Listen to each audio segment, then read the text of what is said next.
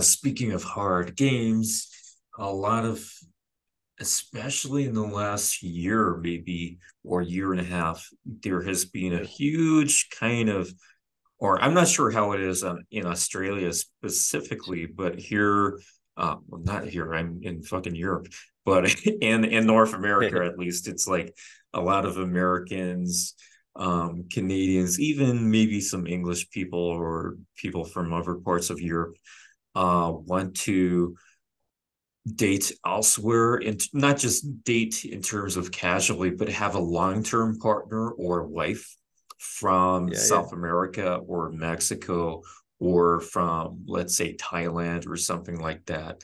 It's a theme I've seen coming up quite a lot. So, what's your kind of perspective on that? I think they Yeah, call it like passport bros. yeah, something like that. Yeah. Yeah, yeah, Just yeah, just passport to bros. clarify, I am Man, not one. We met in Europe, so I am not one of those guys. I never went to South that's America until we yeah. were already engaged. Well, man, no passport bros there. You're European. That's it. That's where you met. Cool. Yeah, passport bros. It's just cause and effect, man. Just cause and effect. That's all it is. It's like there's a cause where it's like, uh, guys are there's two levels to look at it. It's just like when you go where you're treated best, always. That's the start, and everything's cheaper there, and that's why they do it. So I can understand the game, man. I can understand it, and for me, a lot of the times with the social circle, with the leveling up, the guys, the game, and stuff that I teach a lot of my guys, unfortunately it ain't for that. It is more geared towards first world countries, but I can understand cause and effect. It's like if you're there and a lot of girls are treating you like shit and they're being disrespectful, and you go to a place where you find a land that magically doesn't have any of that, and they're very respectful, and you feel catered towards, and you feel $1 million when you're there, as if you wouldn't stay there, man. As if you wouldn't do it. And I Yeah. understand that. I like to put myself in the pressure cooker. Always. As you know, when I answered that about the trauma, you get a little bit of an insight to my mind a little bit. So I'm like, oh, that's the easy way out. Nah, it's got to be done here. The majority of times, what I say with a lot of my guys is it doesn't matter where you are in the world. You become a valuable individual and you will get girls anywhere you want.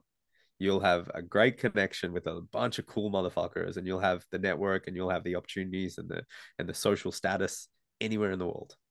It's just that guys, that are doing this passport work try to go to the easier countries. Is it their fault, and do I look down on them? Absolutely not. I think it's fantastic that they're finding their avenue, finding their lane. Do I think that there might be implications in the future? Yeah, a little bit. Do I think that it's just a matter of time before Western civilization and culture reach these places? Yeah. Are we looking at 10, 15, 20 years? Yeah, maybe.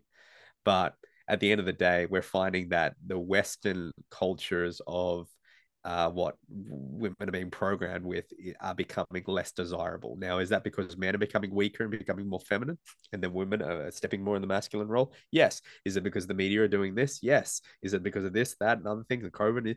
Absolutely. Is it because we had a hyperinflation of value over COVID, and girls were getting tens of thousands of messages per day? Maybe. And now they're looking at that I only want attention from the most valuable individuals in the world? Maybe. So there's a lot of factors into that, but I have no problems with doing that. And I think, man, if that's something that people want to do and experiment, try it. Field experience is king. That's what we used to say all of the time. Go test it. If that's what you like, that's what you like, and that's works for you, works for you. And I just don't like people shaming other people for like their choice, as long as they know the ramifications. Like if you go to an easier place, things might not be as sharp, right? You might get a little bit lazy. You might get this because you're not in that pressure cooker of, like, let's say Miami, Florida, or Los Angeles, or Cape Town, South Africa, or where the most value, you have to become a high value individual, or Las Vegas or whatever. So as long as people know the causes and effects of the actions that they take, then I'm totally okay with that. And I think that more the merrier if they go there and they find love and they find it whatever they're looking for. Great, fantastic. Mm. What's your Um, opinion? What's your thing on it? If you like that, is that is that something you're seeing more and more? What about in London? Is that a thing in London? That you're seeing guys uh, do that? I think the guys in London specifically are just so trapped in London, just like I am.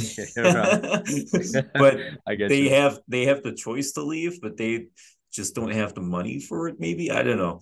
Yeah, yeah, Um, yeah. Wagwan, man. Yes, yes. no, it's kind of strange. I guess the guys in London are so fixated on just going to Oxford Street because the world is coming to them. So Yep, London's a very you were saying Sydney is a small kind of town, small kind of city. I was for sure. actually kind of surprised by that. But then again, not so much compared to London. I'm not sure what the population is of Sydney specifically, but London has, it depends on how you define it, where you draw the circle, but 8 Yep. million. And then, oh, okay, well, there's tourism, and then there's a commuter belt and all the other fancy shit that you could say. Um, it's a hot pot of the entire planet. And there was some kind of crazy statistic, something like 56% of London comprises of English people or white Uh-huh. people or something like that. Yep. And then it was like 8% Asian or East Asian specifically. Um, yeah, I can't remember statistics, but that was a good few years ago at least. It's a very international city. The most visited city on earth is Paris, which isn't so far away. But having the fact that I moved to London really opened up my dating opportunities because I never really met people from, like, I even met North Koreans, or maybe she was just fucking trolling me and she was actually from Yeah. South Korea or something. I don't know. Right, right. But I was like, oh damn, I did not, that's not gonna happen where I come from. And nationalities. I'm very good at geography. I'm very good with Yeah, yeah. maps. I can name a lot of countries. I know exactly where every single state is in the USA and stuff like that. But there are these um, people I never seen before, and I just like to ask, "Where are you from?" Because I was so used to seeing one kind of African, maybe West African, but I had never Yep. seen an Ethiopian before, and with their Uh-huh. different hair, and I was like, "Where are these people from?" And I Yep, asked yep. someone, a girl who was with me, who was well, she was more West African, but from Trinidad and Tobago specifically. She said they're from Turkey. I was like, Turkey? That's a bit strange. No, she was Yeah. just stupid. They weren't from Turkey. I realized years later they were actually Somalians or Ethiopians, something like that. So I Yeah, learned a the lot world's more becoming more and more multicultural every globalized, single day. Yeah, very global, playing. globalized. Yeah, And yeah, yeah. I never knew too much about Peru. I knew it was a real country and stuff like that. I knew they spoke Spanish, and I knew maybe Yep. there was Machu Picchu. Maybe I knew that, or I definitely didn't know too much about it.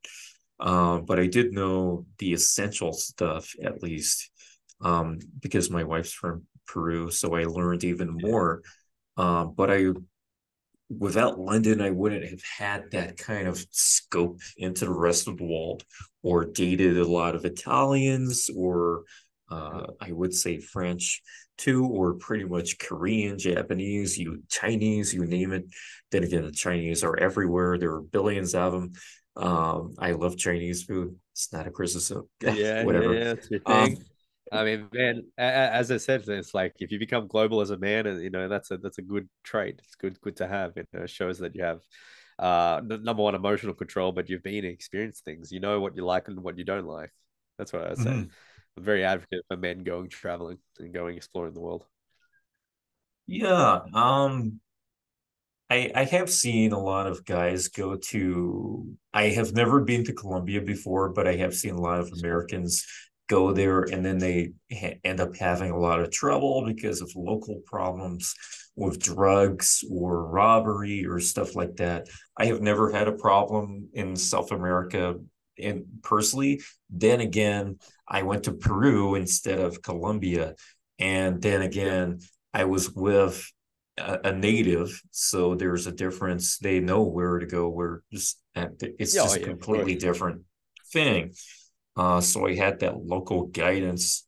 I knew how much things would cost. I knew what the scams would be or would not be, stuff like that. I had that kind of guidance because I was there with someone who is from there.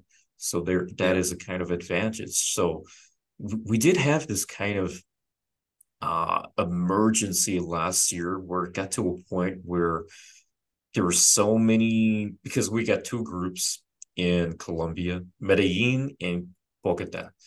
And hmm, almost every single day, people were just talking about the scopolamine yeah, stuff, and there were people getting robbed or unconscious, all these crazy things.